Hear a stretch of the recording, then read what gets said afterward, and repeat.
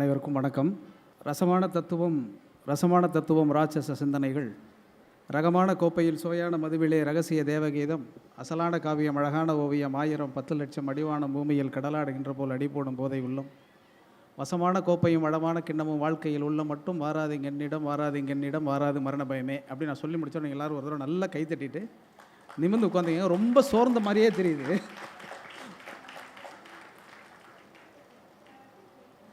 மாட்டுப்பொங்கல் அன்னைக்கு அரங்கு நிறைந்த அத்தனை நாற்காலியிலும் நட்சத்திரங்களாக அமர்ந்திருக்கிற உங்களை பார்க்கிற பொழுது எனக்கு சந்தோஷம் மிகுது. புத்தக காட்சியில் இடையில ஒரு சோஷியல் மீடியாவில் ஒரு ஃபோட்டோ போட்டிருந்தாங்க. வெறும் நாற்காலியை பார்த்து பேசிகிட்டு இருக்காங்க அப்படிங்கிற மாதிரி ஒன்று போட்டாங்க. நான் ரொம்ப அதிர்ச்சி ஆகிட்டேன். அப்படி தமிழ்நாட்டில் நடக்கக்கூடிய புத்தக கண்காட்சியில் நான் எந்த கூட்டத்துக்கு போன கூட்டத்துலேயும் வெறும் நாற்காலியை பார்த்த எந்த கூட்டமும் நான் பார்க்கல. ஆனால் அதில் அப்படி போட்டிருந்தாங்களேன்னு சொல்லிட்டு அதிர்ச்சி ஆயிடுச்சு. ஆனால் நான் இன்று பார்க்கிற பொழுது ரொம்ப மனநிறைவாக இந்த புத்தக திருவிழாவினுடைய ஆகப்பெரும் வெற்றியாக இன்றைய கூட்டத்தை நான் பார்க்குறேன். ஏன்னா இவ்வளவு கூட்டம் இவ்வளவு நிறைவாக நான் வருகிற பொழுதே ரொம்ப சந்தோஷத்தை ஏற்படுத்தக்கூடிய ஒரு நிகழ்வாக இது இருந்தது. இந்த ஏற்பாடுகளை எல்லாம் ஆகச்சிறப்பாக செய்திருக்கக்கூடிய பப்பாசிக்கு என்னுடைய நன்றியை நான் மறுபடியும் தெரிவித்துக் கொள்கிறேன். அண்ணன் கவிதா பாரதி அகமும் புறமும் அப்படிங்கிற ஒரு தலைப்பை பற்றி பேசுங்க அப்படின்னு சொல்லி அவரை கூப்பிட்டா, யுகபாரதியினுடைய அகமும் புறமுன்னு என்னுடைய புத்தகத்தையே எடுத்துகிட்டு பேசிட்டு இப்படியெல்லாம் ஒரு குறுக்கு வழியை கற்றுக் கொடுத்துருந்தா நானே பாட்டு எழுத போகாமல் இந்த மாதிரி பேசிகிட்டு இருந்திருப்பேன். அது இல்லாமல் அண்ணன் சிறப்பாக என்னை பற்றி சொன்ன எல்லா விஷயங்களையும் நான் ரசித்து கொண்டு தான் இருந்தேன். என்ன இந்த கூட்டத்தில் ஒரு பெரிய சிக்கல் வந்துருச்சுன்னா, ஒரு பக்கம் அண்ணன், இன்னொரு பக்கம் தம்பி. அண்ணன் கவிதா பாரதி, தம்பி அகர முதல்வன், 2 பேரும் இருக்கல. இப்போ நம்ம எதை பேசுகிறதுங்கிறது எனக்கு என்னுடைய அகமும் புறமும் மறந்து போச்சு. நம்ம என்ன பேச நினச்சிட்டு வந்தோம் அப்படிங்கிறது மறக்கடிக்கிற அளவுக்கு அவர்கள் இருவரும் தங்களுடைய கருத்துக்களை உங்களோடு பகிர்ந்திருக்கிறார்கள். அண்ணன் கவிதா பாரதி சொன்னது மாதிரி மக்களுக்கான எழுத்தை, மக்களை நோக்கிய எழுத்தை தான் நான் எப்போதும் பரிந்துரை செய்கிறவன், அதை நோக்கி நகர்ந்து கொண்டு இருக்கிறவன் என்கிற முறையில் இந்த புத்தக காட்சியில் நான் குறிப்பிட்டு சொல்ல வேண்டிய அல்லது இந்த புத்தக காட்சியில் வாங்கி நான் வாசித்து நெகிழ்ந்து போன ஒரு 3 புத்தகத்தை சொல்கிறேன். நிறைய புத்தகம் இருக்குது, ஆனால் நிறைய நேரம் பேச முடியாதுங்கிறதுனால ஒரு 3 புத்தகத்தை பற்றி நான் சொல்லுவேன். அதில் முதலாவதாக நான் சொல்ல விரும்பக்கூடிய ஒரு புத்தகம் பராசக்தி தடை என்கிற ஒரு புத்தகம். இந்த பராசக்தி தடை என்பது சமீபத்தில் வந்திருக்கக்கூடிய பராசக்தியிலும் நான் சம்பந்தப்பட்டிருக்கிறேன் என்பதனால், பழைய பராசக்தியின் மீதும் எனக்கு ஆகச்சிறந்த ஆர்வம் உண்டு என்பதனாலும் அந்த புத்தகத்தை நான் முழுமையாக வாசித்தேன். 1200 பக்கத்தில் தமிழில் இதுவரை எந்த சினிமாவுக்கும் வராத ஆகச்சிறந்த ஒரு ஆய்வு கட்டுரை அந்த நூலில் தொகுக்கப்பட்டிருக்கிறது. அந்த சினிமா குறித்து வந்திருக்கக்கூடிய எல்லா தரவுகளும் இருக்குது. அந்த படத்துக்கு பின்னால் நடந்த சென்சார் போர்டு பஞ்சாயத்திலேருந்து இன்றைக்கி உள்ள சென்சார் போர்டு பஞ்சாயத்தை இன்னொரு 10 வருஷம் கழித்து அதே நம்முடைய நண்பர் கடற்கரை அங்கவிலாசம் மொத்தம் இந்த அரங்கத்தில் அமர்ந்திருக்கிறார். பப்பாசியினுடைய அனுமதியோடு, அது மரபே இல்லை என்றாலும் கூட நான் அவரை விரும்பி இந்த அரங்கத்திற்கு அழைத்திருக்கிறேன்.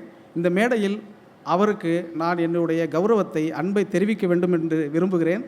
அதனால் கடற்கரை அவர்கள் அரங்கத்திற்கு வருமாறு அன்போடு அழைக்கிறேன். நீங்கள் அவசியம் மேடைக்கு வரணும். அண்ணன் கோபால் அவர்கள் கையால் அவர் கௌரவிக்கப்பட வேண்டும் என்பது என்னுடைய விருப்பம். அண்ணனும் இந்த மேடைக்கு வர வேண்டும். ஏன் கௌரவிச்சேங்கிறத பற்றி நான் இப்போ பேசிடுவேன். அடுத்து அந்த புத்தகத்தில் இருக்கக்கூடிய சிறப்புகளை எல்லாம் உங்களுக்கு நான் சொல்லலான்னு விரும்புகிறேன். ரொம்ப முக்கியமான ஒரு புத்தகம் இந்த அரங்கத்தில் கிடைக்குது. நீங்கள் அவசியம் எல்லோரும் வாங்கணும். 1200 பக்கம்.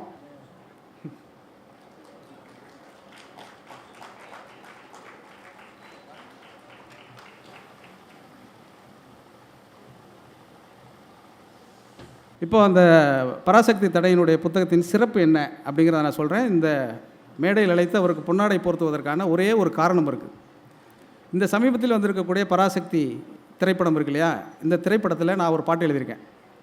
அது என்ன பாட்டு அப்படின்னா, சேனை கூட்டம் போரை ஏற்போம், வாழ்வோ சாவோ சேர்ந்தே ஏற்போம் அப்படின்னு ஒரு பாட்டு. அந்த பாட்டு நீங்கள் போய் இன்னைக்கு காணொலியில் பார்த்துருவீங்க.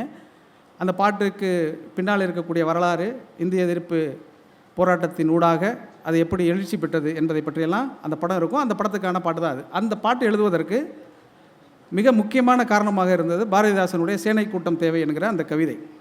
சேனை ஒன்று தேவை என்று அவர் எழுதியிருப்பார். அதை நான் சேனை கூட்டம்னு மாற்றினேன். இப்படி ஒரு 50 ஆண்டு கால, 100 ஆண்டு கால, 70 ஆண்டு கால தொடர்ச்சி இருக்கு இல்லையா, இது இலக்கியத்தில், சினிமாவில், அரசியலில், தத்துவத்தில் எல்லாவற்றிலும் இருக்குது. இந்த தொடர்ச்சியை எது திரும்ப திரும்ப நமக்கு கடத்தி கொண்டே இருக்குதுனாக்க இந்த புத்தகங்கள் தான் கடத்திக்கிட்டே இருக்குது. அப்போ புத்தகங்களை நாம் எவ்வளவு தூரம் அக்கறையோடு வாசிக்கிறோம் என்பதை பொறுத்து தான் இந்த செய்திகளை எல்லாம் சொல்ல முடிகிறது. திரும்ப திரும்ப நாம் இந்த மேடைகளில் பகிர்ந்து கொள்ள முடிகிறது. இந்த பராசக்தி தடை நூல் கடற்கரை எழுதியிருக்கக்கூடிய அந்த புத்தகத்தில் ஒரே ஒரு செய்தி அவர் எழுதியிருந்தார். அந்த செய்திக்காக தான் அந்த மேடையில் அவருக்கு நான் பொன்னாடை போர்த்தணும்னு. பராசக்தி என்று சொன்ன உடனே நம்ம எல்லோருக்கும் நினைவுக்கு வருவது சிவாஜி கணேசனை நம்ம எல்லோருக்கும் நினைவு கூறுவது அதற்கு வசனம் எழுதிய முத்தமிழறிஞர் கலைஞரை. அதுக்கு பின்னாடி அந்த படத்தை தயாரித்தவர், அந்த படத்துக்கு நடந்த பிரச்சனைகள், அந்த படத்தை பற்றி எழுதிய கட்டுரைகள், அந்த படத்தின் மூலமாக இந்த சமூகத்தில் பரப்பப்பட்ட செய்திகள், அந்த படத்துக்கு எதிராக பரப்பப்பட்ட செய்திகள், இன்று வரைக்கும் அதை ஒட்டுக்கொள்ளாத மனநிலை, இதெல்லாம் சார்ந்திருந்தாலும் கூட அதிலே குறிப்பாக அந்த பராசக்தி படத்தில் எழுதின ஒரு பாடலாசிரியை பற்றிய ஒரு தரவை கடற்கரை தேடி அந்த புத்தகத்தில் கொடுத்துருக்கிறார். ஒரு பாடலாசிரியனாக நான் கடற்கரையை மதிப்பதற்கு மிக முக்கியமான காரணம், அந்த படத்திலே பாட்டு எழுதிய KP காமாட்சி சுந்தரத்தை பற்றி தமிழில் இதுவரைக்கும் எந்த ஆய்வு நூலிலும் அவருடைய பெயர் குறிப்பிடப்படவில்லை. அந்த பெயரை குறிப்பிட்ட ஒற்றை காரணத்திற்காகவே கடற்கரையை நான் மனதார பாராட்டுகிறேன். அவ்வளவு சிறப்பாக எழுதியிருக்கிறார். நான் நேற்றைய காற்று என்கிற தலைப்பில் ஒரு 20 பாடலாசிரியர்கள் பற்றி எழுதியிருக்கிறேன். அதில் கூட நான் KP காமாட்சி சுந்தரத்தை எழுதலை. அந்த காமாட்சி சுந்தரம் யாருன்னு உங்களுக்கு நான் இப்போ சொல்லிடுறேன். பராசக்தி அப்படின்னு படம்னு சொன்ன உடனே உங்கள் எல்லாருக்கும் ஞாபகத்துக்கு வர்றது ஒருத்தருடைய முகம் ஞாபகம் வரும். என்னது, அம்பாள் பேசுகிறாளா அப்படின்னு உடனே ஒரு குரல் வரும், டேய் பூசாரி அம்பாள் என்றைக்கடா பேசினால் அப்படின்னு ஒன்று வரும். அந்த பூசாரியாக ஒருத்தர் நடித்தார் இல்லையா, அந்த பூசாரி தான் KP காமாட்சி சுந்தரம். அந்த திரைப்படத்தில் அந்த காமாட்சி சுந்தரம் மீசியோடு இருப்பார். அவர் நடிகரும் கூட. அந்த காமாட்சி சுந்தரம் அந்த படத்தில் ரசிக்கும் சீமானை பாட்டு நீங்கள் இன்றைக்கி கேட்குறீங்க இல்லையா, அந்த பாட்டை எழுதியவர். இந்த தகவலையே இன்றைய தலைமுறைக்கு நிறைய பேருக்கு தெரியாது. அவர் நிறைய பாடல்கள், ரொம்ப அற்புதமான பாடல்கள் எழுதியிருக்கிறாரு. தேன் உண்ணும் வண்டு மாமலரை கண்டுன்னு ஒரு பாட்டு நீங்கள் கேட்டிருப்பீங்க. சிற்பி செதுக்காத பொற்சிலையேன்னு ஒரு பாட்டு கேட்டிருப்பீங்க. உன்கண் உன்னை ஏமாற்றினால் என்மேல் கோபம் உண்டாவதோ அப்படின்னு வரிசையாக நீங்கள் போய் இன்றைக்கி காணொலிகளை அவசியமாக இன்றைய பொங்கல் நாளை நீங்கள் காமாட்சி சுந்தரத்தின் நாளாக மாற்றிக்கொள்ள வேண்டும். KP காமாட்சி சுந்தரம் பாடல்கள்னு போட்டு நீங்கள் ஒரு முறை அவருடைய எல்லா பாடல்களும் கேளுங்க. ஆக சிறப்பாக தமிழில் கண்ணதாசனே வியந்து பார்த்த ஒரு கவிஞர் KP காமாட்சி சுந்தரம். கண்ணதாசனே வியந்து பார்த்தவர்னா, கண்ணதாசன் வசனம் எழுதி கொண்டிருந்த காலத்தில் பாடல் ஆசிரியர்களிலே ஒரு தலைமகனாக எல்லோரையும் ஈர்க்கக்கூடிய ஒரு கவிஞனாக வாழ்ந்தவர் அந்த காமாட்சி சுந்தரம். ஆகப்பெரிய கவிஞர் அவர், பாடலாசிரியர் அவர். அவர் எப்படி பாடல் எழுதுவார் அப்படிங்கிறத தெரிந்து கொள்ள வேண்டும் என்பதற்காகவே கண்ணதாசன் அவரை தான் பணியாற்றிய ஒரு படத்தில், தான் வசனம் எழுதிய ஒரு படத்துக்கு அவரை கூப்பிட்டு பாட்டு எழுத வச்சாராம். அப்போ பாட்டு எழுத வைக்கும்போது காமாட்சி சுந்தரம் ஆக பெரிய கவிஞர் அப்படிங்கிறது எல்லாருக்குமே தெரிஞ்சிருந்தா கூட கண்ணதாசனுக்கு என்ன ஆர்வம்னா, அவர் எப்படி எழுதுறாரு அப்படின்னு. அவர் எப்படி எழுதுறாருன்னு பார்க்கும் பொழுது அந்த உந்துதல் இருக்கு இல்லையா, அந்த உந்துதலுக்கு பிறகு சில வருடங்களுக்கு இருந்து கண்ணதாசன் அதை விட தாண்டி பாடல் எழுதக்கூடிய ஒரு கவியரசராக மாறி போனாருங்கிறது வேறு விஷயம். ஆனால் காமாட்சி சுந்தரம் வரும்பொழுது மெட்டு அவங்க போடுகிற பொழுது மெட்டு அவங்க அமைக்கிறாங்க. மெட்டு அமைச்சோன்னா என்ன சுச்சுவேஷன் கேட்குறாரு. கேட்ட உடனே உடனே வார்த்தையை சொல்ல ஆரம்பிக்கிறார். மந்த மாருதம் அப்படின்னு ஒரு பாட்டு இருக்கும். அந்த மந்த மாருதம் அப்படிங்கிற அந்த பாட்டை நீங்கள் இப்போ கேட்டுட்டீங்கன்னா, ஒரு குடிபோதையில் இருக்கக்கூடிய ஒருவன் ஒரு அழகை ரசித்தால் எவ்வளவு இலக்கியமாக பாடுவாங்கிறதுக்கான உதாரணம் அந்த பாடல். அவரை பற்றி நம்ம இன்றைக்கி எத்தனை பேருக்கு நமக்கு தெரியுங்கிறதெல்லாம் தெரில. அவருடைய வாழ்க்கையை பற்றி சொல்லணுன்னாலே ரொம்ப ஆச்சரியகரமான தகவல்களை நம்முடைய கடற்கரை அந்த புத்தகத்தில் தொகுத்து கொடுத்துருக்கிறார். அது என்னென்னா, அவர் அந்த காலத்தில் நாடக நடிகராக இருந்தவர். சின்ன சின்ன வேஷங்கள்லாம் நடிச்சுக்கிட்டே இருக்கிறார். சின்ன சின்ன வேஷங்கள் நடிச்சுட்டே இருக்கும் பொழுது சின்ன வயசுலேயே நடிக்கிறாரு. ஒரு 13-14 வயசில் மகரக்கட்டு உடைதல்னு ஒரு பிரச்சனை வரும் எல்லாருக்கும். எல்லாம் நம்மளோட குழந்தைங்களுக்கே நமக்கே கூட இந்த குரல் மாறுற ஒரு வயசு வரும். அந்த குரல் மாறுற அந்த வயசில் நாடகத்தில் தொடர்ச்சியாக நடிக்க முடியாது. ஏன்னா ஒரு 50 பாட்டு 100 பாட்டு பாடி நடிக்கணும் இல்லையா. அப்போ அந்த மகரக்கட்டு தொடர்ச்சின்னா பாட முடியாது, குரல் மாறி போயிடும். அப்போ நாடக கம்பெனிலேருந்து துரத்தி விட்ருவாங்க. அப்படி துரத்தி விட்டாங்கனாக்கா வேறு பெரிய கலை ஆர்வமிக்க ஒருத்தர் வேறு எந்த வேலையும் செய்ய முடியாது. வேறு ஏதோ ஒரு கூலி வேலைக்கு தான் போகணும். இந்த நாடக ஆசை முற்றிலும் கெட்டு போயிடும்.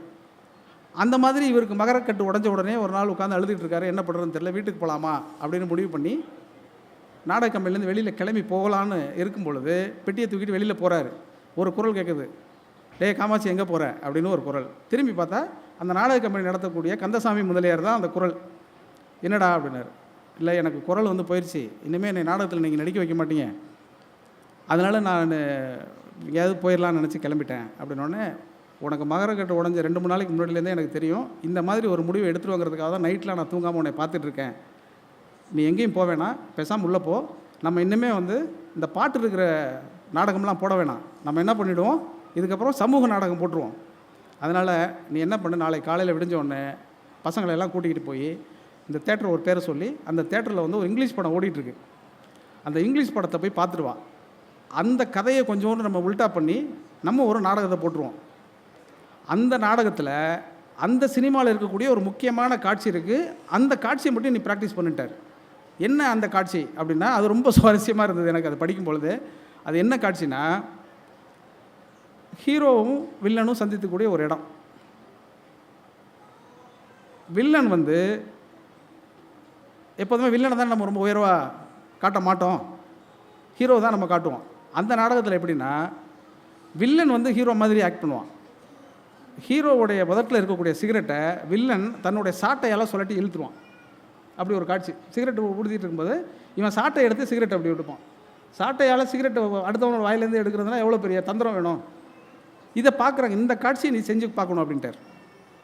இவர் போய் படம் பார்த்துட்டு வராரு. அவருக்கும் அந்த காட்சி ரொம்ப பிடிச்சி போயிடுது. இதை நாடகத்தில் செஞ்சால் எப்படி இருக்கும், சினிமாவில் எத்தனை டேக் எடுத்து எவ்வளோ டெக்னிக் பயன்படுத்தி எடுத்திருப்பாங்க நமக்கு புரியும். ஆனால் அது நாடகத்தில் பண்ணணும். எப்படி நாடகத்தில் பண்ணுறதுன்னு ஒரு வாரம் முயற்சி பண்ணி அதே மாதிரி நாடகத்தில் அந்த சிகரெட்டை சாட்டையால் எடுக்கிற மாதிரியான காட்சியில் நடிச்சிடறார். நடித்தோடனே அங்கங்கே பரபரப்பாயிடுது. சிகரெட்டு எடுக்கிற மாதிரி ஒரு காட்சி வந்து அந்த நாடகத்தில் இருக்குங்கன்னு சொல்லிட்டு ஊரில் இருக்கிற எல்லாரும் அந்த நாடகத்தை பார்க்க வர்றாங்க. ஒரு மிகப்பெரிய பாப்புலர் ஆகிறார் அவர். பாப்புலரான நாடக நடிகரான காமாட்சி சுந்தரம் தொடர்ச்சியாக அந்த கந்தசாமி முதலியார் நடத்தி அந்த நாடக கம்பெனியில் எல்லாமும் ஆயிடுறார். அவர் சொன்னால் எப்போதுமே திறமை இருக்கிறவன் ஒரு இடத்துல இருக்கிறான்னா அவன் சொல்கிறதானே எல்லோரும் பேச்சு கேட்பாங்க. அதனால் அவர் எல்லாவற்றுக்கும் முடிவெடுக்கக்கூடிய ஒரு இடத்துக்கு வந்துடுறார். அந்த நாடகத்தை பார்க்குறதுக்கு ஒருத்தர் வரார். ஒரு கலை, அந்த கலைக்கு பின்னால் இருக்கக்கூடிய செய்தி, அந்த கலையை வாழ்வாக கொண்டிருக்கவனுடைய வாழ்க்கை, இதெல்லாமே ஒரு சம்பவத்தில் இப்போது நான் சொல்கிறேன் உங்களுக்கு. இந்த சிகரெட் இப்படி எடுத்த உடனே இந்த செய்தி எல்லாத்துக்கும் பரவி அந்த ஊர்லேயே இருக்கக்கூடிய முக்கியமான பிரமுகர் ஒருத்தர், அவர் யாருனாக்கா இந்த ராணிமேரி கல்லூரின்னு இப்போ இருக்கு இல்லையா, இந்த ராணிமேரி கல்லூரிக்கு ஒரு 18 ஏக்கர் இனாமாக கொடுத்த ஒருத்தர் பார்க்க வரார். அவர் ஒரு கலா ரசிகன். அவர் அந்த கலா ரசிகன் வந்த உடனே எல்லாருக்கும் பரபரப்பாயிடுது. அவ்வளோ பெரிய செல்வந்தர், அவ்வளோ பெரிய பணக்காரர், கலாராசனை உடையவர் அந்த நாடகத்தை பார்க்க வராருன்னு சொல்லிட்டு ஒரே சந்தோஷமாக எல்லோரும் பார்க்குறாங்க. அவர் நாடகத்தை பார்க்குறாரு. இந்த குறிப்பிட்ட காட்சி வரும் பொழுது பக்கத்தில் இருக்கிறவர்கிட்ட கேட்குறாரு, பையன் நம்ம பையனா அப்படின்னு கேட்குறாரு. உங்களுக்கு தெரியும் இந்த சாதிய சமூகத்தில் நம்ம பையனா என்கிற சொல்லுக்கு என்ன கேள்வினோடனே கூட இருக்கிறவர் நம்ம பையன் தான்ட்டார். கூட இருக்கிறவருக்கு எதுக்காக அவர் கேட்குறாருன்னு அவருக்கு தெரியல. நம்ம பையனா அப்படின்னா நம்ம பையன்தான் அப்படின்ட்டு அவர். இவர் என்ன புரிஞ்சுக்கிட்டாரு, நம்ம பையன்தான் அப்படின்னு சொல்லிட்டு. நாட்டில் இன்றைக்கி ரொம்ப பேர் நம்ம பையனா இல்லாதனால வெட்டி கொண்டுடுறானுங்க. அவன் நம்ம பையலான்னு சொன்ன உடனே அவருக்கு ரொம்ப உற்சாகமாகி போய் நாடகம் முடிஞ்சான கழுத்தில் இருக்க செயினெல்லாம் கழட்டி மீனாட்சி சுந்தரத்தை போட்டு ரொம்ப பிரமாதம்ப்பா, இவ்வளோ அற்புதமாக நீ நடிக்கிற, என் வீட்டுக்கு வந்து நீ ஒரு தடவை விருந்து சாப்பிட்ணும் அப்படின்னு கேட்குறாரு. அப்புறம் சொன்னார், நீனும் நம்ம பையன்தான்னு சொன்னார் அப்படின்னு உடனே திருன்னு முழிக்கிறார் காமாட்சி சுந்தரம். ஐயா என்ன சொல்கிறீங்க? இல்லை நீங்களும் நம்ம பையன்தான்னு சொன்னார், நீங்கள் நம்ம வீட்டுக்கு அவசியம் வரணும்னு சொல்லிட்டாரு. இப்போ இந்த நம்ம பையனான்னு சொன்னது இவருக்கு பெரிய சிக்கலாயிடுச்சு. இவர் ஓடி போய் கந்தசாமி முதலியார்ட்ட கேட்குறாரு, என்னங்க அவர் வந்து நம்ம பையனான்னு கேட்குறாரு, நான் நம்ம பையனே கிடையாதே, நான் எப்படி அவர் வீட்டுக்கு போகிறது விருந்து சாப்பிட்றதுனோடனே, ஏப்பா நீ அவர் கூப்பிட்டுட்டாரு, நீ போய் விருந்து சாப்பிட்டு நம்ம பையன் இல்லைன்னு சொல்லிட்டு வான்னு சொல்கிறார். இவருக்கு என்னென்னா கழுத்தில் செயின் வேறு போட்டிருக்கிறாரு. இப்போ செயினையும் கழட்டி கொடுக்க முடியாது, விருந்து சாப்பிட கூப்பிட்றாரு. சரி நம்ம வாழ்க்கையில் திடீர்னு இப்படி ஒரு மறுமலர்ச்சி ஏற்பட்டுருச்சு, நம்ம போவோன்னு சொல்லிட்டு இவர் நேராக போகிறார். விருந்தெல்லாம் போடுறாங்க, ரொம்ப பிரமாதமாக சாப்பாடு சாப்பிட்டு முடித்த உடனே, ஐயா நான் உங்கள்கிட்ட ஒன்று சொல்லணும்னு நினச்சேன், நீங்கள் நம்ம பையன் இல்லை பேசிக்குவோம் இருங்கன்ட்டு பரிமாறுறாங்க. இவர் அந்த நம்ம பையனுக்கு விளக்கம் கொடுக்குறதுக்கு பயங்கர தர்மசங்கடம் ஆகிடுது. பக்கத்தில் அந்த நம்ம பையனான்னு கேட்டார் இல்லையா, அவரோட தம்பி இருக்கிறார். அவர் பேச்ச ஆரம்பிக்கிறார். நாங்கள் ஒரு விஷயம் சொல்கிறதுக்காக தான் உங்களை கூப்பிட்டோம் தம்பி, அண்ணன் வந்து ரொம்ப கலை ரசனை மிக்கவர், கலாரசனை உடையவர், கலைக்காக உயிரையே கொடுப்பார். எப்படி கொடுப்பார்னா, ஷேக்ஸ்பியர் செத்து போனப்போ அவர் வந்து தேவாலயத்தில் கொண்டு போய் புதைக்கலான்னு சொன்ன உடனே, கூத்தாடிக்கு தேவாலயத்தில் வந்து புதைக்கிறதா அப்படின்னு சொல்லி ஒரு பிரச்சனை நடந்துச்சு இல்லையா, அந்த பிரச்சனையில் ஷேக்ஸ்பியர் பக்கம் தான் அண்ணன் நின்னார் அப்படின்னா பார்த்துக்கோங்க அண்ணனுடைய கலை ரசிகர்னு. இவருக்கு உடனே அதிர்ச்சி ஆகுது, ஷேக்ஸ்பியர் அளவுக்கு ஒருத்தர் ரசிக்கக்கூடிய ஒருத்தர் நம்மளை ரசித்து வீட்டுக்கு கூப்பிட்ருக்காங்க, நம்ம எதுவும் சொல்ல முடியலையேன்னு சொல்லிட்டு மெல்ல தயங்கி இல்லை நீங்கள் நம்ம பையனான்னு கேட்டீங்க, அதை சொல்லிட்டு போகலான்னு வந்தேன். இல்லைப்பா, அப்படியெல்லாம் கலை ரசனை இருக்கக்கூடிய அண்ணன், நீங்கள் நம்ம பையனாக இல்லைனாலும் பரவாயில்ல, உங்களுக்கு நம்ம பொண்ணை கல்யாணம் பண்ணி கொடுத்துடலான்னு முடிவு எடுத்துட்டாருண்டார். 18 ஏக்கர் நிலம் கொடுத்த ஒருத்தர் பொண்ணையே கொடுக்குறேன்னு சொல்கிறாருன்னா இவருக்கு பயங்கர கனவு, நம்ம நாடக வாழ்க்கை மொத்தமாக மாறி போய் நம்மளே கந்தசாமி முதலியார் ஆக போகிறோங்கிற ஆசையும் வந்துடும்ல ஒரு கலைஞனுக்கு. சேர்னு ஒத்துக்கிறாரு, திருமணம்லாம் நடந்துருது. நீங்கள் யோசிச்சு பார்த்துங்க, ஒரே ஒரு சின்ன காட்சியில் அவருடைய மொத்த வாழ்க்கையும் மாறிடுது. அப்புறம் திருமண வாழ்க்கை, அந்த பெண்ணை திருமணம் செய்து கொள்கிறார். இவர் கல்யாணம் பண்ண நேரமோ என்னமோ அந்த பொண்ணு கொடுத்தவர் மொத்த சொத்தையும் இழந்து அந்த 18 ஏக்கர் கொடுத்த மாதிரியே எல்லா சொத்தும் இழந்து போய் எல்லாம் கடனாகி ஒன்றுமே இல்லாமல் போயிடுது. ஆனால் அவருடைய கலையால் அவர் மிகப்பெரிய இடத்திற்கு சென்றிருக்க வேண்டும் என்பதனால் தொடர்ச்சியாக வேறு வேறு ஆட்கள் வாய்ப்பு கொடுத்துக்கிட்டே இருக்கிறாங்க. அப்படி வாய்ப்பு கொடுத்தவர்கள் ரொம்ப முக்கியமானவர் வந்து என்எஸ் கிருஷ்ணன். என்எஸ் கிருஷ்ணனுடைய நிறைய படங்களுக்கு அவர் தான் பாட்டு எழுதியிருக்கிறார். என்எஸ் கிருஷ்ணன் சிந்திக்கக்கூடிய கற்பனை இருக்கு இல்லையா, அந்த கற்பனையை வரி வடிவமாக்கி அதற்குள்ளே ஒரு சின்ன உத்தி இருக்கும். நீங்கள் எப்பவும் போய் நீங்கள் காமாட்சி சுந்தரத்துடைய பாட்டெல்லாம் நீங்கள் கேட்டு பார்த்தீங்கன்னா தெரியும். இந்த இடத்துல நான் பார்த்தோன்னா போதை பழக்கத்துக்கு எதிரான உறுதிமொழி அப்படின்னு இருக்குது. இந்த போதை பழக்கத்துக்கு எதிரான உறுதிமொழிக்கு முன்னாடி என்எஸ் கிருஷ்ணன் ஒரு பாட்டு இருக்குது, போதைக்கு எதிர்த்து. குடிச்சு பழகணும், பாலை குடிச்சு பழகணும், இந்த பாலும் கல்லை விலக்கி விட்டு பாலை குடிச்சு பழகணும் அப்படின்னு சொல்லிட்டு குடிச்சு பழகணும்னு ஆரம்பிச்சிருப்பார். டக்குன்னு பார்த்தோன்னா ஏன்னா குடிச்சு பழகணும்னு ஒரு பாட்டா அப்படின்னு நமக்கு பதட்டம் வருதில்ல. இந்த மாதிரி உத்தி முறைகளில் நிறைய பாட்டு அவர் எழுதியிருக்கிறார். அப்படியெல்லாம் எழுதிட்டு இருக்கிற நேரத்தில் வாழ்க்கையெல்லாம் நல்லபடியாக வந்துடும் நேரத்தில் சொத்துக்குத்தெல்லாம் போயிடுச்சு. பாட்டு கொடுத்துட்டு இருந்த என்எஸ் கிருஷ்ணன் வந்து லட்சுமிகாந்தன் கொலை வழக்கில் உள்ளே போயிடுறாரு. என்ன பண்ணுறதுனே தெரியல. கைபி காமாட்சி என்ன பண்ணுறாரு, வாழ்க்கையே வெறுத்து போய் 2ஆம் திருமணம் ஒன்று பண்ணுறாரு. அதுக்கு அந்த கதைக்குள்ளெல்லாம் போனால் ரொம்ப நேரமாயிரும். அதனால் அதை நான் சொல்லலை. போய் காவேரி பக்கத்தில் இருக்கக்கூடிய ஐயம்பேட்டைங்கிற ஒரு ஊரில், ஐயம்பேட்டை சேரிங்கிற ஒரு ஊரில் 5 வருஷம் சாமியார் ஆயிடுறார். ஒரு கவிஞன் சாமியார் ஆகி அருள் வாக்கு சொல்கிறவராகிட்டார். ஏற்கனவே வாக்கு சொல்கிறவன் தான் கவிஞன், அருள் வாக்கு சொல்கிறாரு. நான் அப்போ தான் யோசித்து பார்த்தேன், சம்பாத்தியத்துக்காக அவர் அருள் வாக்கு சொல்ல போனாரா, நம்முடைய கஷ்டம் நீங்கணுங்கிறதுக்காக சாமியார் ஆக போனாரா? அப்போ சாமியார்கள் எந்த விதத்தில் இப்போ நம்ம நாட்டில் இருக்கிறாங்கிற வரிசை எடுத்து பார்த்தீங்கன்னா அத்தனையும் காமாட்சி சுந்தரத்துக்கு பொருந்திடும். வெளியிலேருந்து என்எஸ் கிருஷ்ணன் வெளியில் வந்தோன்னா எங்கே அண்ணன் அப்படின்னு கேட்குறாரு. அண்ணன் சாமியார் ஆகிட்டார் அப்படின்னு சொல்கிறாங்க. என்னது சாமியார் ஆகிட்டாரா, என்னங்க அவ்வளோ பெரிய கவிஞன் சாமியார் ஆகிட்டாருங்கிறீங்க அப்படின்னு சொல்லிட்டு உடனே ஒரு துணிமணியெல்லாம் வாங்கிட்டு நேராக காவேரி பக்கத்துக்கு போகிறாரு. தாடி கடியெல்லாம் வச்சுக்கிட்டு காவியெல்லாம் தெரிச்சிட்டு ஜடாமுடியெல்லாம் வச்சுக்கிட்டு அங்கே உட்காந்துருக்கிறார். என்னென்ன ஆச்சு, என்ன இப்படி பண்ணிட்டீங்க, இப்படி பண்ணிட்டீங்கன்னு, எவ்வளோ பெரிய கவிஞர், எவ்வளோ பெரிய நடிகர், உங்கள் நடிப்பை பார்த்தா நாங்களே நடிக்க வந்தோம், நீங்கள் இப்படி பண்ணிட்டீங்களே அப்படின்னு சொன்ன உடனே வாழ்க்கை வெறுத்து போச்சு கிருஷ்ணன், நான் வந்து என்ன பண்ணுறது அப்படின்னு சொல்கிறார். இல்லை நீங்கள் இப்படியெல்லாம் இருக்கக்கூடாது அப்படின்னு சொல்லிட்டு அங்கேயே முடியெல்லாம் வெட்டி விட்டு புது ட்ரெஸ்லாம் வாங்கி கொடுத்துட்டு வந்து திருப்பி பாட்டு எழுத வைக்கிறாரு. அப்படி பாட்டு எழுத வைக்கிற பொழுது தான் ரசிக்கும் சீமானேன்னு பாட்டு எழுதினார். ரசிக்கும் சீமானேன்னு பாட்டு எழுதுகிறவர் முன்னாடி சாமியாராக இருந்தாருன்னா, சாமியாராக இருக்கும்பொழுது ரசிக்கும் சீமானதாக தான் இருந்துருப்பார் அவர், இல்லையா? ஏங்க சாமியார் வந்துட்டு ஒருத்தன் வந்த பிறகு இவ்வளோ தேன் ஒன்று மண்டு மாமலரை கண்டுன்னு ஒருத்தன் பாட்டு எழுதுறாருன்னா அவர் சாமியாராக இருந்துருப்பாரு. நாட்டில் இருக்கிற எல்லா சாமியாரும் இப்படி தான் இருக்கிறான். அதனால் அந்த பக்கம் போயிடாதீங்க. இப்போ அவர் திருப்பி இந்த மாதிரி ஆகிடுது. இந்த பக்கம் வந்த பிறகு அப்புறம் திருப்பி வாழ்க்கையினுடைய நெருக்கடிகள், அதுக்கப்புறம் திருப்பி பெரிய மிகப்பெரிய இடத்துக்கு போகிறாரு. இப்படியாக அவர் வாழ்க்கை மாறி மாறி மாறி போயிட்டுருக்கும் பொழுது அவருக்கு ஒரு இந்த போதை பழக்கத்திற்கு உறுதிமொழி ஏற்போங்கிறது இல்லையா, இந்த பரிச்சயம் அவருக்கு இருக்குது. அவர் நம்ம கவிஞருங்கிறதுனால நம்ம அவர் கொஞ்சம் கூடுதலாக விட்டு கொடுக்க முடியாமல் இப்போ நம்ம பேச வேண்டியதாக இருக்குது. கலைஞன் அப்படி இருக்க வேண்டிய அவசியம் இருக்குது இல்லையா? அந்த மாதிரி நிறைய அந்த மாதிரி பழக்கங்கள்லாம் அவருக்கு வந்துடுது. அவர் எவ்வளோ நல்லவர், எவ்வளோ பெரிய கலா ரசிகர்னா, அவர் வீட்டுக்கு வேலை பார்க்க இந்த ஒரு பெண்ணுக்கு வாழ்க்கை கொடுக்குறதா 3ஆவது திருமணமும் பண்ணிடுவார். கலா ரசிகன் இல்லையா? ஏன் இப்போ ஏற்கனவே 2 திருமணம் ஆகி போச்சு, இப்போ 3ஆவதாக பண்ணுறீங்க அப்படின்னு கேட்டோன்னே, இல்லை அந்த பொண்ணோட அம்மாவுக்கு உடம்பு முடியாமல் இருக்குது, அந்த அம்மாவுக்கு உதவி பண்ணணும்னு நினைக்கிறேன், அதனால் இவங்களை கல்யாணம் பண்ணிக்கிறேன்னு சொல்லியிருக்கிறாரு அவர். இதெல்லாம் படித்து பார்த்தா ஆச்சரியமாக இருக்குது. இப்படியெல்லாம் ஒரு காதல் வரும். காதல் எப்படி வேணாலும் வரும். அவங்க அம்மாவுக்கு உதவி செய்கிறதுக்காக அவர் காதலிச்சாரே தவிர அவருக்கு மேலே எந்த பிரச்சனையும் இல்லை. அந்த குழந்தைக்கு, அந்த 3ஆவது மனைவிக்கு பிறந்த அந்த குழந்தைக்கு பால் வாங்க பணம் இல்லாத இடத்திற்கு காமாட்சி சுந்தரம் வந்து சேர்ந்தார் என்பது தான் அந்த கதை. நான் சொல்லி முடிக்க வேண்டிய ஒரு கதை. அந்த 3ஆவது இடத்துல 3ஆவது மனைவிக்கு பிறந்த அந்த குழந்தைக்கு பால் வாங்க முடியல. குடிச்சு பழகணும், பாலை குடிச்சு பழகணும்னு பாட்டு எழுதினவர் தன்னோட பிள்ளைக்கு பால் வாங்க முடியாத இடத்துக்கு போயிட்டாருன்னா எப்படி இருக்கும் யோசிச்சு பாருங்கள். என்ன பண்ணுறதுனே தெரியல. இப்போது கதாசிரியராக இருக்கக்கூடிய கலைஞானம் ஐயா இருக்காங்க இல்லையா, அவங்க காணொலியில் கூட இதை பற்றி அவங்க சொல்லியிருக்கிறாங்க. அவருடைய ஒன்றுவிட்ட சகோதரர் தான் நம்ம கலைஞானம் ஐயா. அந்த கலைஞானம் அவர் கூட தான் இருந்திருக்கிறார். அப்போ அவர் என்ன சொல்கிறாரு, குழந்தைக்கு இது மாதிரி பால் வாங்க பணம் இல்லைப்பா, வீட்டில் ஒரே ஒரு தம்புரா இருக்குது, அந்த தம்புராவை போய் விற்றுட்டு வந்து ஏதாவது பிள்ளைக்கு பால் வாங்கி கொடுப்பான்னு சொல்லி அந்த தம்புராவை கொடுத்து அனுப்புகிறார். தம்புராவை எடுத்துக்கிட்டு வீதி வீதியாக அலைகிறார். காமாட்சி சுந்தரத்தினுடைய இறுதி நாட்கள் எப்படி இருந்ததுங்கிறத சொல்கிறேன் நான். யோசிச்சு பாருங்கள். இசையே வாழ்க்கையாக, கலையே வாழ்க்கையாக, கவிதையே வாழ்க்கையாக, பாட்டே வாழ்க்கையாக வாழ்ந்து கொண்டிருந்த ஒருத்தர் எதுவுமே இல்லாமல் எப்போயோ யாரோ பரிசு கொடுத்து அந்த தம்புராவை விற்றுத்தான் தன்னுடைய குழந்தைக்கு பால் வாங்கணுங்கிற இடத்துக்கு வந்து நின்றுறார்.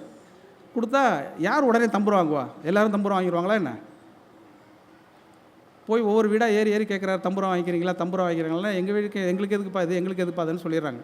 இல்லை எவ்வளோ வேணாலும் நீங்கள் கொடுங்க, வச்சுக்கோங்க, உங்கள் வீட்டில் அழகாக வச்சுக்கோங்க அப்படின்னு அதை வச்சுக்கிட்டு ஒவ்வொரு இடத்துக்கையா போய் போய் போய் கெஞ்சி கெஞ்சி கெஞ்சி கூத்தாடுறாரு. யாருமே வாங்க மாட்டேங்கிறாங்க. குழந்தைக்கு பசியில் எப்படி அழுதுருக்கும், எப்படி துடிச்சிருக்குங்கிறத நம்மளால் உணர முடியுது. இரவு ஒரு 9 மணி போல் மயிலாப்பூரில் ஒரே ஒரு வீட்டில் சொல்கிறாங்க, என் பிள்ளை பாட்டு கற்றுக்குது, அதுக்கு தம்புரா தேவைன்னு சொன்னிச்சு, ஆனால் இந்த தம்புராவை நாங்கள் வாங்கிக்கிறோம், ஆனால் எங்கள் பாட்டு வாத்தியார் வந்து இது நல்ல தம்புராவாக சொல்லணும் அப்படின்னா வாங்கிக்கிறோன்னு சொல்கிறாங்க. எப்படி இருக்கும் யோசிச்சு பாருங்கள். 9 மணி வரைக்கும் அங்கே உட்காந்துருக்கிறாரு. அதுக்கப்புறம் 10-10:45 அந்த பாட்டு வாத்தியார் வந்து அந்த தம்புராவை எடுத்து பார்த்துட்டு, இது பச்சை மட்டையில் செஞ்சது, இதை வாசிக்க முடியாதுன்னு சொல்லிடுறார். பச்சை மட்டையில் செய்த தம்புரா வாசிக்க முடியாதுன்னு சொன்ன உடனே என்ன பண்ணுறதுன்னு தெரியல. மறுபடியும் அந்த தம்புராவை தூக்கிட்டு கேகே நகரில் இருக்கக்கூடிய காமசுந்தரம் வீட்டுக்கு கலைஞர் நடந்தே வராரு. அவருக்கு அழுகழுகே வருது. அவரும் காலையிலேருந்து சாப்பிடல தானே, எத்தனை நாள் சாப்பிட்லையோ. அதே பட்டியோட அந்த தம்புராவை தூக்கிட்டு வந்து, இது பச்சை மட்டையில் செஞ்ச தம்புராவா அண்ணே, அதனால் வாங்கிக்க மாட்டேங்கிறாங்க அப்படின்னு சொன்னோன்னே, அந்த பச்சை மட்டையில் செய்து அந்த தம்புராவை எடுத்து கொண்டு போய் வீட்டில் துவைகள் இருந்துச்சான் வீட்டுக்கு முன்னாடி. அப்போல்லாம் வாசலில் தானே துவைகள் இருக்கணும். அந்த துவைகள் அந்த தம்புராவை ஓங்கி அடின்னு அடிச்சுட்டு, இந்த சனியனை தொட்டதுனால தான் நான் தரித்திரப்பட்டு போனேன், இப்படி என் வாழ்க்கையே கெட்டது இந்த கலையால் தான் சொல்லி அடிச்சுக்கிட்டு கதறி கதறி அழுது அப்படியே மயக்கம் போட்டு விழுந்துட்டார். தூக்கிட்டு கவர்மெண்ட் ஆஸ்பத்திரிக்கு ஓடுறாங்க. யூரின் போகணுன்னு சொல்கிறாரு. அழைச்சிட்டு போய் ஓரமாக நிற்க வைக்கிறாங்க. சிறுநீர் கழித்து கொண்டு இருக்கும் பொழுதே மரணம் அடைஞ்சு விடுறாரு. அப்படியே செத்து போயிடுறார். அதுக்கப்புறம் கவர்மெண்ட் ஆஸ்பத்திரிங்கிறதுனால இவர் இறந்து போனதாக சொல்லாமல் மயக்கம் அடைஞ்சிட்டான்னு சொல்லி எடுத்துகிட்டு போயிருங்க, இல்லைன்னா போஸ்ட்மார்ட்டம் அது இதுன்னு சொன்னால் அதுக்கு நிறைய காசு செலவு பண்ணணும்னு சொல்லிட்டு இறந்து போன ஒருவரை இருக்கிறார், மயக்கமாகவே இருக்கிறார் என்று சொல்லி கொண்டு வந்தார்கள். கவிஞன் என்றைக்கும் இறக்க மாட்டான் என்பதற்கு சாட்சியாகவும் காமாட்சி சுந்தரம் மாறி போனாருங்கிறது அந்த கதை. அப்படி தான் அந்த காமாட்சி சுந்தரத்தினுடைய கதை முடியுது. இப்படி ஒரு பாடலாசிரியன் தமிழ் சினிமாவில் இருந்தான் என்பதை இன்றைய தலைமுறை தெரிந்து கொள்ள வேண்டும் இல்லையா? அப்படி தெரிய வைக்கக்கூடிய ஒரு அரிய பணியை என்னுடைய நண்பர் கடற்கரை மத்த விலாசம் வாராசக்தி தடை என்கிற புத்தகத்தில் எழுதியிருக்கிறார். குறிப்பாக எனக்கு ரொம்ப சந்தோஷமும் நெகிழ்வும் இருக்கிறது என்னென்னா, அந்த புத்தகத்தை எனக்கு தான் அவர் சமர்ப்பிச்சிருக்கிறாரு. எதுக்கு சமர்ப்பிச்சிருக்காருன்னா, நீ என்றைக்கும் பச்சை தம்புராவை ஆயிராத, கொஞ்சம் பார்த்து நடந்துக்க, ஏதாவது பாரதிதாசன் விருது வாங்கி பொழைச்சிக்கங்கிற மாதிரி அவர் சொல்லியிருப்பாரோன்னு கூட எனக்கு தோணுச்சு. அந்த அளவுக்கு வந்து அந்த கதை இருந்தது. பொதுவாக இந்த மாதிரி கூட்டங்களில் மேடைகளில் பேசுகிற பொழுது எதை பேசுகிறதே தெரியாது. அகம்புறம் அப்படின்னு தலைப்பு கொடுத்துரும். அதெல்லாம் சும்மா கொடுக்குற தலைப்பு தான். பூபதி வந்து 2 தடவை பேசும்போது 3வது தடவை என்ன தலைப்பு கொடுக்குன்னு தெரியாமல் சரி அகம்புறம்னு வச்சுக்கப்பா அப்படின்னு. ஏன்னா எதை பேசினாலும் அகமும் புறம் பேசிடலாம். இப்போ கவிதா பாரதியை பேசி முடிச்சா பாருங்க, அகம்புறம்னா யுகபாரதியின் அகமும் புறமும் முடிஞ்சிச்சு ரைட் அப்படின்னு. இப்போ நம்ம எந்த அகமும் புறம் பேசுகிறதுனா காமசுந்தரத்துடைய அகத்தையும் புறத்தையும் பேசிட்டோம். அதனால் நம்ம டாப்பிக்கு வந்துடுது. ஆனாலும் சொல்கிறேன், அகம்புறம் என்ற வகைமை இருக்கு இல்லையா, இது ரொம்ப முக்கியமான ஒரு வகைமை. தமிழினுடைய இலக்கிய வரலாற்றை 4 சொற்களில் நீங்கள் புரிந்து கொள்ள வேண்டும் என்றால், நான் புரிந்து வைத்திருக்கக்கூடிய இந்த காலகட்டத்தை 4 சொற்களில் புரிந்து கொள்ள முடியும். சங்க காலத்தை அகம்புறம் என்று புரிந்து கொள்ளலாம், பக்தி இலக்கியத்தை இகம் பரம் என்று புரிந்து கொள்ளலாம், சுதந்திர போராட்ட காலத்தை சுதந்திரம் என்று புரிந்து கொள்ளலாம், தற்காலத்தை சுய அறம் என்று புரிந்து கொள்ளலாம். ஆகவே இந்த 4 வைத்து கொண்டால் அகம்புறம், இகம்பரம், சுதந்திரம், சுய அறம், இந்த 4ஐயும் வச்சுக்கிட்டா இலக்கியம் மொத்தமும் முடிஞ்சிருச்சு அப்படின்னு நான் நினச்சிக்குவேன். ஏன்னா வகைமை வந்து அப்படி பிரிச்சுக்கிட்டோம்னா நல்லது. தம்பி வந்து ஐயங்காளிக்கும் காந்திக்கும் நடந்த உரையாடல் பற்றியெல்லாம் சொன்னார். நான் அப்படி உடனே நாராயணகுரு பற்றிலாம் நம்ம பேசுவோம் அப்படின்னு நினச்சேன். எதெல்லாம் நினைக்கிறோமோ அதெல்லாம் பேச முடியாது. அதான் இதில் சிக்கலே. இதில் அப்படி ஒவ்வொன்றாக பேசுகிற பொழுது நமக்கு எவ்வளவு தெரியும் ஒரு விஷயம். ஒரு கூட்டத்தில் பேசுகிறோம் அல்லது ஒரு நிகழ்விலே பங்கெடுத்துக் கொள்கிறோம்னா அது குறித்து நமக்கு எவ்வளவு தெரியும் அப்படிங்கிறத நான் வந்து தி ஜானகிராமனோட ஒரே ஒரு கதையை சொல்லி முடிச்சுக்கிறேன். ஏன்னா இப்போது அண்ணன் கவிதா பாரதி வந்து ஒரு 2 கதையை சொல்லி கூட்டத்தை வந்து வேறு மாதிரி ஆக்கிட்டார். அதனால் நானும் கதை சொல்லாமல் போயிட்டேனாக்க கதை சொல்லாத கவிஞன் ஆயிடுவேன். இன்னும் நான் எல்லா சுச்சுவேஷனுக்கும் பாட்டு எழுதுறாரு. அதனால் நிறைய கதை எனக்கு தெரியும். அந்த கதை வந்து ரொம்ப முக்கியமான கதை. இலக்கியத்தை வைத்துக்கொண்டு இலக்கியத்தின் மூலமாக அடையக்கூடிய லாபத்தை அல்லது இலக்கியத்தின் மூலம் கிடைக்கக்கூடிய சின்ன சின்ன அங்கீகாரங்களுக்காக இயங்கி கொண்டிருக்கிறவர்களுடைய மனநிலை பற்றிய ஒரு கதை அது.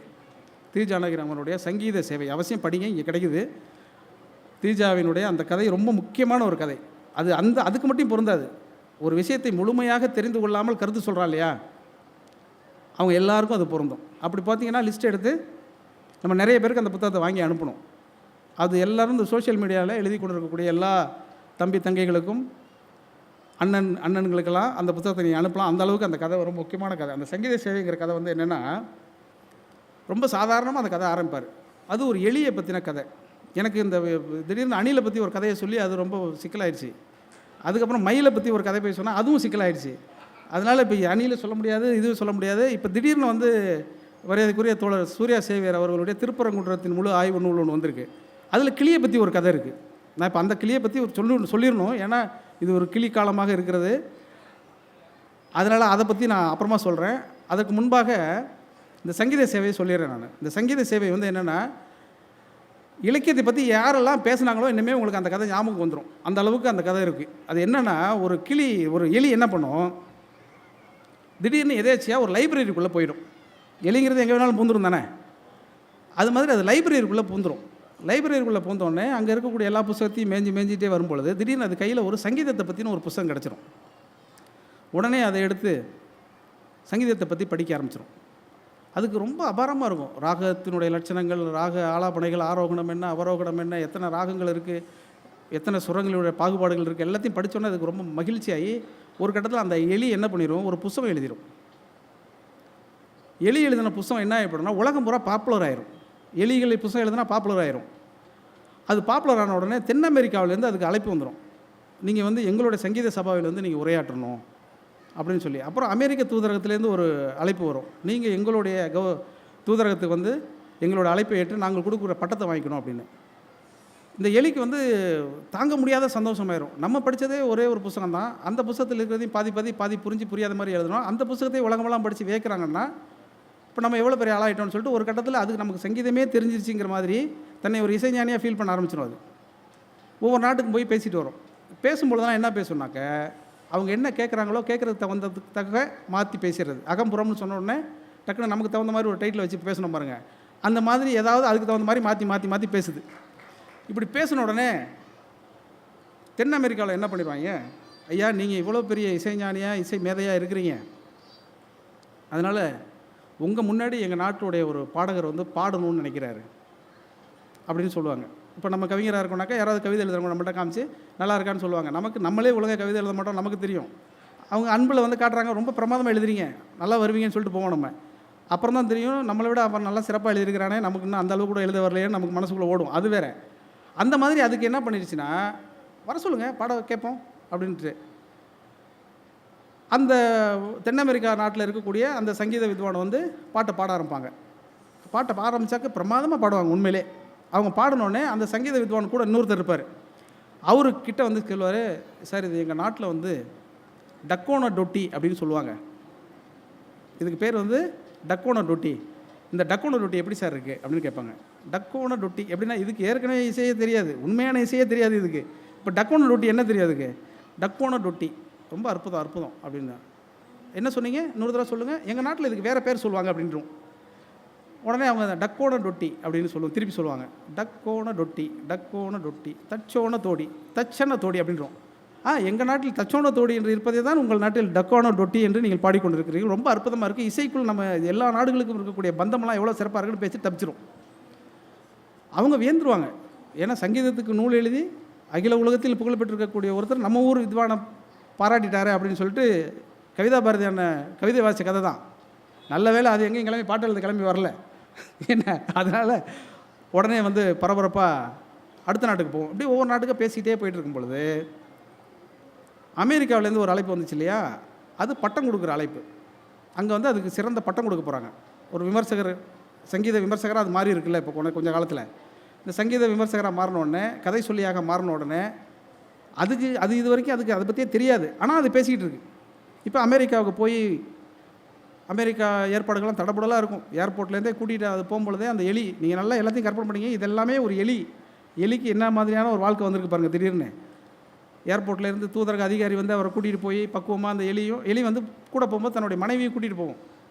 அப்போ மனைவி கேட்கும், ஏங்க உங்களுக்கு தான் மியூசிக்கை பற்றி எதுவுமே தெரியாது, ஆனால் உலகமே உங்களுக்கு மியூசிக் தெரியுதுன்னு சொல்கிறாளே அப்படின்னு சொன்ன உடனே இந்த மனைவிகளுக்கு எப்போதுமே இப்படி தான் புருஷன் மேலே சந்தேகம் வந்துட்டுருக்கும். அவங்க எல்லோரும் நம்புகிறாங்களே, நீ நம்பிடு. மற்றவங்க நம்புறதுனால நீ நம்ப வேண்டிய கட்டாயத்துக்கு உள்ளாயிட்ட. அது மட்டும் இல்லை, இப்போ நான் புகழ்பெற்றவன் ஆகிட்டேன், புகழ்பெற்றவனோட மனைவியாக நீ வாழ்கிறதா சந்தோஷம் அப்படின்னோடனே இந்த எலி என்னெல்லாம் பேசுதோ அதுக்கெல்லாம் அந்த கூட இருக்கிற பெண் எலி இருக்குல்லையே அது தலையாட்டிடும். எங்கள் வீட்டுக்கார் ரொம்ப நல்லவர், எங்கள் வீட்டுக்கார் மாதிரி வராது. ஏன்னா அமெரிக்க தூதரகத்தில் அழைப்பு. இப்போல்லாம் போய் வாசித்தோடனே அந்த தூதரகத்தில் ஒரு சின்ன பரீட்சை வச்சுருவாங்க. உங்களுக்கு வந்து ஒரு பெரிய பட்டம் கொடுக்கலான்னு இருக்கோம். எத்தனையோ கச்சேரிகளில் எத்தனையோ பாடுறவர்களை பற்றியெல்லாம் நீங்கள் பேசி அதுக்கெல்லாம் நீங்கள் கருத்து சொல்லியிருக்கீங்க. எங்களுக்கு ஒரே ஒரு ஆசை அப்படிம்பாங்க.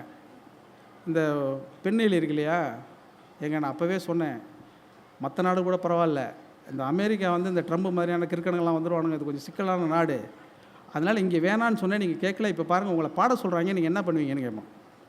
அதெல்லாம் பார்த்துக்கலாம் விடு, நம்ம என்ன இதெல்லாம் எவ்வளவோ சமாளிச்சிட்டோம், அமெரிக்கா சமாளிக்கிறது ஒரு பெரிய விஷயமா, பார்த்துக்கோ விடு அப்படின்னு சொல்லிடும்.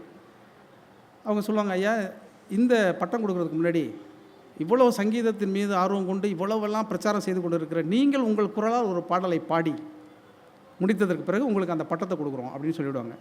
இப்போ இதுக்கு என்ன பண்ணுறதுனே தெரியாது. டக்குன்னு அதுக்கு ஒரு யோசனை வரும்.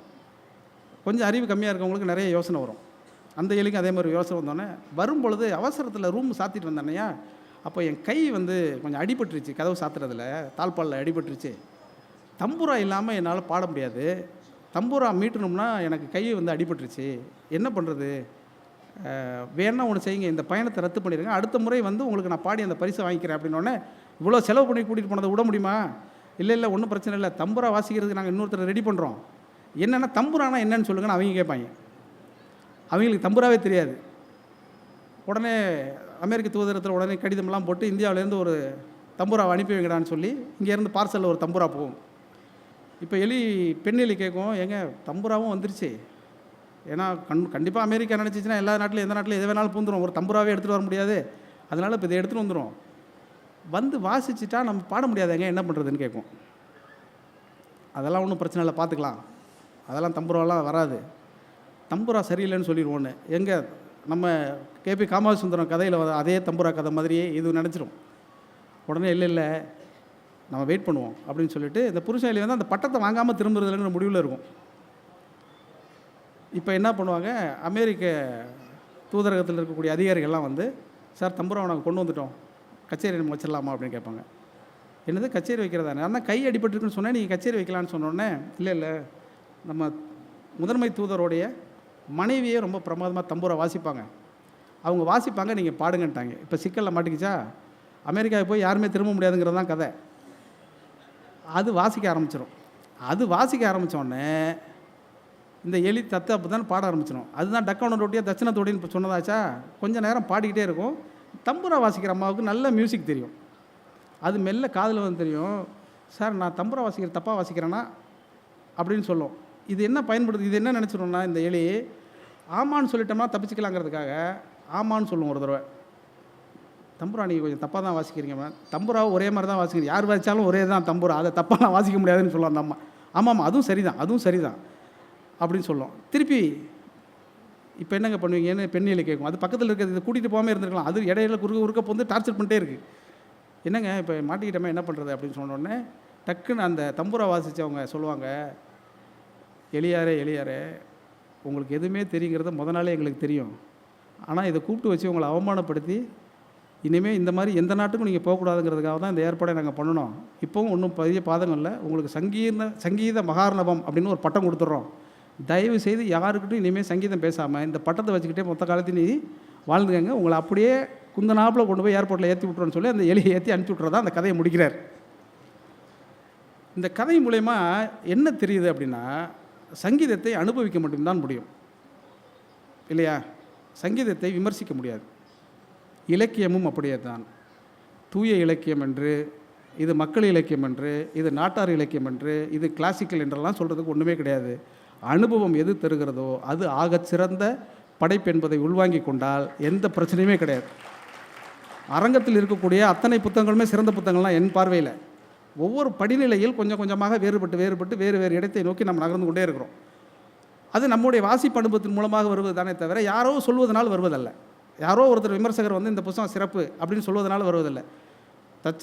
கடற்கரை அவர்கள் எழுதிய அந்த பராசக்தி தடை அப்படிங்கிற புத்தகத்தில் காமாட்சி சுந்தரத்தை பற்றி படித்தா சம்பந்தப்பட்ட பாடலாசிரியனாக இருக்கக்கூடிய என்னை ஊக்குகிறது இல்லையா, அதுதான் சிறந்த படைப்பு. அப்படி தனித்தனி மனிதனாக எவனுக்கு எதெல்லாம் ஊக்குகிறதோ அதெல்லாம் சிறந்த படைப்பு தான் என்பதைத்தான் மக்கள் இலக்கியத்தை நம்பிக்கொண்டிருக்கிறவர்கள் சொல்கிறார்கள் தவிர தூய இலக்கியம் என்று ஒன்று கிடையவே கிடையாது. அது ஒரு கற்பிதம்.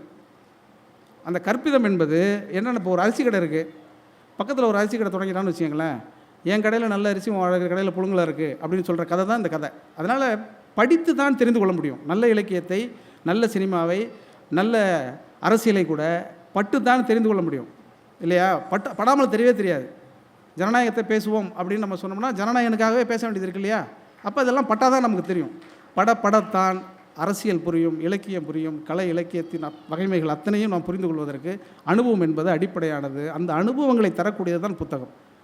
அகமும் புறமும்னு நம்ம யோசிச்ச உடனே யோசிச்சு பாருங்கள். ஒரு புத்தகம் இருக்குனாக்க ஒரு புத்தகத்தினுடைய அபிப்பிராயம் எங்கேருந்து தொடங்குதுங்கிறது ரொம்ப முக்கியமானது. இப்போ அண்ணன் கவிதா பாரதி வந்து நாங்கள் தொடக்க காலத்தில் நான் சினிமாவுக்கெல்லாம் பாட்டு எழுத முன்னாடி டி நகரில் ஒரு மொட்டை மாடியில் ஒரு அறை வச்சுருந்தார். அண்ணன் என்னை பற்றி நிறைய பேசுனதால் அவரை பற்றி நானும் சொல்லிட்டு போயிடணும் இல்லையா? 2 பேர் பேசி வச்சுட்டு வந்தீங்கிற மாதிரியே இருந்தால் கூட பரவாயில்ல. ஆனால் இதெல்லாம் வேற எங்கேயும் நான் சொல்லிட முடியாது. அண்ணன் இருக்கிற மேடையில் தான் சொல்லணும். ஒரு நாள் திடீர்னு காலையில் அந்த மொட்டை மாடி ரொம்ப பிரமாதமாக பூக்களால் அலங்கரிக்கப்பட்டு ரொம்ப தனியாக இருக்கும். பேச்சுலர் வாழ்க்கை அவருக்கு எப்படி இருக்கும் யோசிச்சு பாருங்கள். அவர் அண்ணன் பாட்டு எழுத வந்தவர் வேறு. அதெல்லாம் எனக்கு அப்போ தெரியாது, இப்போ தான் தெரியுது. அன்றைக்கே சொல்லியிருந்தாருன்னா அன்றைக்கே தெரிச்சு ஓடிருப்பேன் நான். ஆனால் ரொம்ப பிரமாதமாக அந்த அறையை வச்சுருப்பார். அந்த அறையில் வந்து அண்ணனோடு பழகிய அத்தனை பேருமே இன்று தமிழகத்தில் இருக்கக்கூடிய ஆகச்சிறந்த ஆளுமைகளாக மாறிப்போனார்கள்ங்கிறது தனிக்கதை. அது வேறு ஒரு டாப்பிக்கில் பேசணும். அண்ணனுக்கு விழா எடுக்கும் பொழுது அதை நம்ம பேசுவோம். தமிழில் இன்றைக்கி பத்திரிகை துறையில் இருக்கக்கூடிய முக்கியமான நபர்கள் பல பேரும் அண்ணனோடு அந்த அறையில் பழகியவர்கள், பேசியவர்கள். ஏன்னா அப்படி ஒரு இலக்கிய அரங்கமாக, இலக்கிய மேடையாக, இலக்கிய வீடாக அந்த வீடு இருக்கும். பொம்பளை திடீர்னு ஒரு நாள் காலையில் வந்தார். அப்போ வந்து நான் கணையாளி பத்திரிகையில் வேலை பார்த்துட்டு இருந்தேன். அண்ணன் வந்து தாமரையில் வேலை பார்த்துட்டு இருந்தார். தாமரை வந்து சிபிஐ நடத்தக்கூடிய இலக்கிய ஏடு. நான் வந்து கணையாளி. நானும் அண்ணனும் சேர்ந்து ஓவியர் மருது அண்ணன்ட்ட போய் அட்டைப்படம் வாங்க போவோம். நீங்கள் நினைத்து பார்த்தால் ஆச்சரியகரமாக இருக்கும். நான் போக முடியாத அன்றைக்கி அண்ணனே கணையாளிக்கான அட்டைப்படத்தை வாங்கிட்டு வருவார். அண்ணன் வர முடியாத அன்றைக்கி நானே போய் தாமரைக்கான அட்டைப்படத்தை வாங்கிட்டு வந்துருக்கேன். இதுக்கு எதுக்கு சொல்ல வரேன்னா, இலக்கியத்தில் பாகுபாடுகள் இல்லை என்பது தான். தாமரைக்கான அட்டைப்படத்தை கணையாளியில் இருக்கிறவனும் வாங்கி கொடுக்கலாம், தாமரைக்கான அட்டைப்படத்தை கடையாளிகள் இருக்கிறவங்க வாங்கி கொடுக்குறோம்னே கடையாளிக்கான அட்டைப்படத்தை தாமரையில் இருக்கிறவங்க வாங்கிக்கொள்ளலாம், பகிர்ந்து கொள்ளலாங்கிறதுக்காக சொல்ல வரேன் நான். அப்படி வளர்த்தார். திடீர்னு ஒரு நாள் காலையில் வந்து, தம்பி நான் காயத்ரியை பற்றி ஒரு கவிதை எழுதியிருக்கேன்னு சொன்னார். இது ரொம்ப முக்கியமானது. இந்த ஒளிப்பதிவு செய்திருக்கக்கூடிய அத்தனை பேருக்குமான வைரல் கண்டென்ட்டாக இப்போ நான் அதை சொல்ல போகிறேன். நீங்கள் அதனால் எல்லோரும் அதை கட் பண்ணி போட போகிறீங்க. நாளையிலேருந்து கவிதா பாரதி அண்ணன் எழுதிய தீ இனிது நீர் இனிதுங்கிற கவிதை புத்தகம் பயங்கர பாப்புலராக விற்றுரும். அதில் காயத்ரியை பற்றி ஒரு கவிதை எழுதியிருக்கேன்னு சொன்னார். சின்ன வயசில் எனக்கு ஒரு காயத்ரி தெரியும். நான் அதுக்கு மேலே விளக்கமாக சொல்ல மாட்டேன். ஏன்னா இந்த காணொலிகளெல்லாம் என்னோட மனைவியும் பார்த்துட்டு இருக்கிறதுனால அது வந்து சில பிரச்சனைகள் வரும். அதனால் அந்த காயத்ரி எனக்கு தெரியணும்னா, காயத்ரியை பற்றி கவிதை எழுதணும்னா எனக்கு ஷாக்கு. ஒரே சுச்சுவேஷனுக்கு 2 பேர் பாட்டு எப்படி எழுத முடியும்? அண்ணன் வந்து காயத்ரியை பற்றி கவிதை எழுதியிருக்கேன்னு சொன்னோன்னா, அண்ணன்ட்ட நம்ம இந்த மாதிரிலாம் எந்த விஷயமும் சொல்லலையே, அண்ணன் கிளம்பிட்டாரே அப்படின்னு சொல்லிட்டு, என்னென்ன அப்படின்னு, வாப்பா டீ சாப்பிட்டே பேசுவோன்னு சொல்லிட்டு அந்த கவிதையை அப்போது வாசித்து காமிச்சார். அவர் வாசித்து ஏறக்குறைய 24 வருடங்கள் ஆகிறது. இப்போது அந்த கவிதையை நான் முழுமையாக உங்களுக்கு வாசித்து காட்டுறேன்.